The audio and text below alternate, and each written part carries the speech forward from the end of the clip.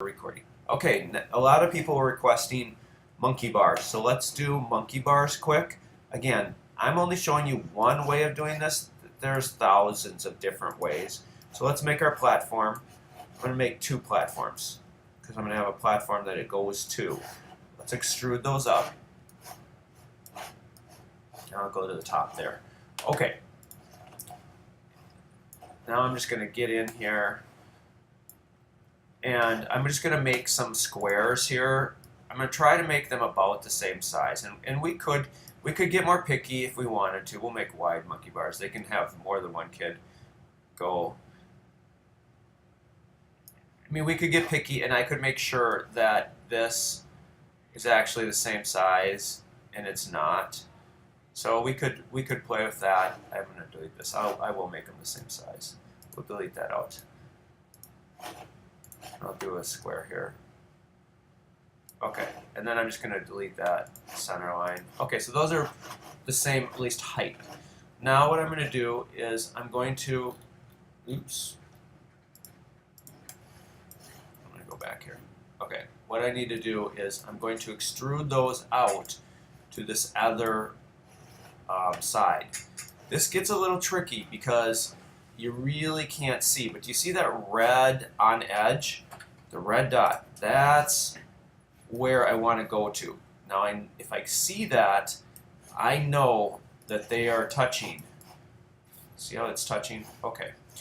Now, the next thing is I'm going to lay this monkey bar, this really long monkey bar out, which is really high off the ground, too. If we look at his perspective, that's about 6 feet off the ground. That's pretty high. Maybe we'll make a foam pit down there afterwards that they can fall into and stuff. But I'm going to lay this out. I need to lay it out. If I go along here, I'm going to look for this blue dot. It says midpoint. I'm going to make a line on the midpoint. And I'm also going to look for the midpoint here. Okay, so I've just split my board in half. Now what I'm going to do is look for the next midpoint. There it is. It's the light blue. And I don't even need to go all the way up. And what I'm doing is just breaking this down equally so that my monkey bars are equal distance. And I could do this a different way too. I could go and look at sizes and do it, which would be probably a better way, but this is fast. And we're not really worried about sizes for our playground. We're just making it close. Okay, so I'm just breaking this down, and this looks pretty good. I'm going to measure this and see. So I'm using a tape measure and measuring it. And it's 1'7", which is 1.5 feet. That's about right. So that works. All right, you continue to do that, but I'm not going to do it more because you don't need to see it. Do it more. I'm going to zoom in here. This is going to be one of the first times we use sizes when we make something, so let's do that. I got my big toolbar out. How I got this is View, Tool Palettes, Large Tool Set. I'll turn it off, turn it on. It's got just a lot more tools. It's real handy. I can move it around, grab it and move it around. So I'm going to use the circle. I'm going to go to my first place. That's why I made those lines, is now I have a place to grab at, and I know it's exactly in the center of that board.